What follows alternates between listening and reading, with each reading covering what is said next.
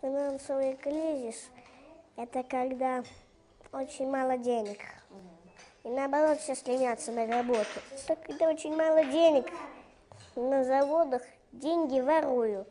И получилось недостача. Поэтому зарплаты платят меньше, а цены подорожали, чтобы покупателей было больше. Но я лично думаю, чтобы покупателей было больше, надо снизить цены максимум. Потому что если они будут дороже, а зарплаты меньше, то в конце концов людей не будет хватать на даже еду, ту, которая нужна. Поэтому если надо как-то стараться прекратить эти кражи, чтобы как можно больше денег выработалось и доехало до банка. Тогда, возможно, кризис кончится.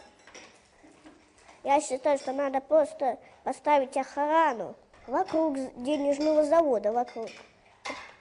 Если вокруг поставить, то, может быть, и кражи не будет. А если вот поставить кучку в одном месте, то воры могут в противоположную сторону попасть. И, возможно, кризиса не будет. Но это все как решит президент.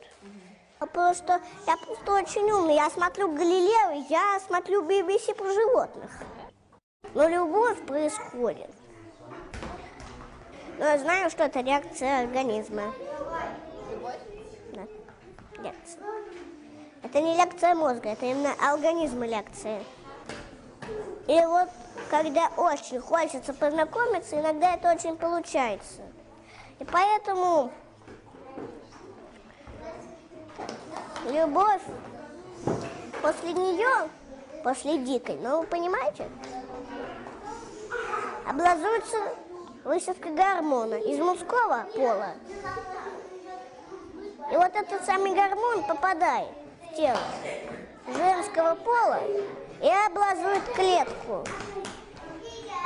В теле женщины, даже молодой, 1 миллион клеток детей. Даже за всю жизнь она не сможет родить весь миллион.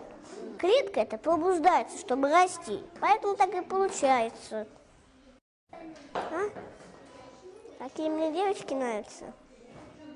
Ну, милые, во всяком случае, приветливые и, самое главное, хитрые.